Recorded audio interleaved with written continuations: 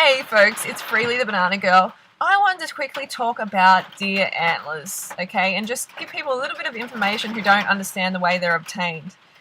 Firstly though, I'm just telling you where I am at the moment. I'm waiting for Harley, who's doing a 24k running race in the cold, in the rain, and like the conditions are just very, very cold.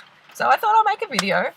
And the deer antler subject is really close to my heart, and I know I've been talking about it a lot lately. It's because it is important. We have to speak up whenever we see an animal suffering. Some people have said to me, why don't you go after the big guns? Why don't you go after Monsanto and McDonald's? And I do. I do that too. But if something's happening in my backyard, so to speak, like in the raw food movement, I'm going to go after that. Definitely. I say we go after all animal exploiters. Okay, I really think they all need our attention. One animal suffering is too many. So that's why I am going after this so passionately. The disgusting way these deers are handled and this whole process needs to be exposed. And I can't believe these guys are actually selling this supplement. To me, it reminds me of, when the elephants get their tusks removed. Okay, the deer is still alive, but wow, there's some serious mental and physical damage done to the deer. Because I was reading about bucks and how attached they are actually to their antlers. Like, obviously they're attached to them, but especially during the velvet stage, when the velvet is forming. And this is a time when they get hacked off, because that velvet is the active ingredient in this deer antler, almost gold, whatever it's called. So that time, the buck is really, really attached to his antlers, and if you see him fighting, he will not use his antlers. He's protecting the velvet. He will use his hooves. If he's running through the forest, if he's socializing, he's very protective of his antlers. He will not knock them anywhere.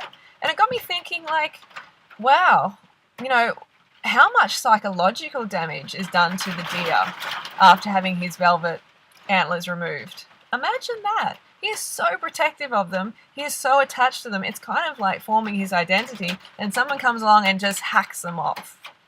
We don't think about the psychological impact. We don't think about that at all. We're just like, there's physical damage, but how do we know how that is affecting him on an emotional level?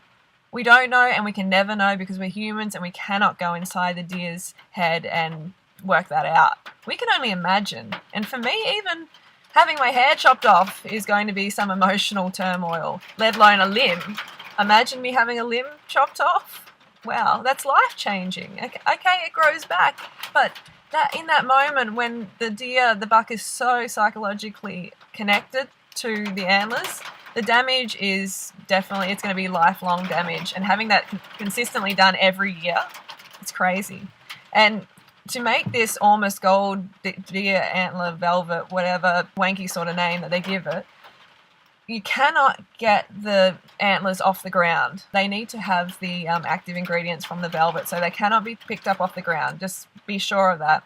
And it is not a humane process. Several people, or at least 2 men, are needed to pin the deer down. They're injected with chemicals, and then a saw is used to cut it, like a bone. Like you would cut any bone, a saw is required. That is never humane. Never, ever humane.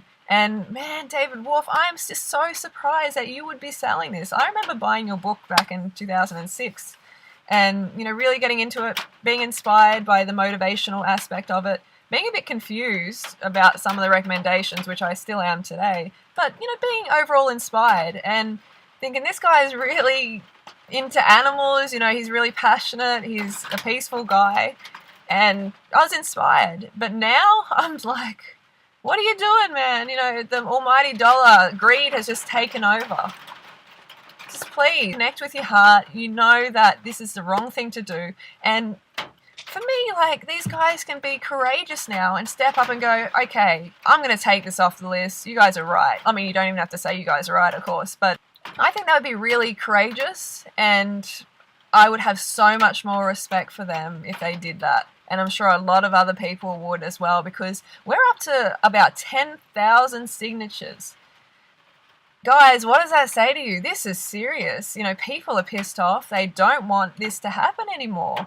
They're passionate about it. This is disgusting. You know, don't claim to love animals on any level if you're doing this. That's all I have to say today, and I want you to know that this is not a humane process and your voice is needed. Thank you for all the videos. The videos have been amazing. I'm going to make a video where I, you know, splice in everybody's video and do a whole big video.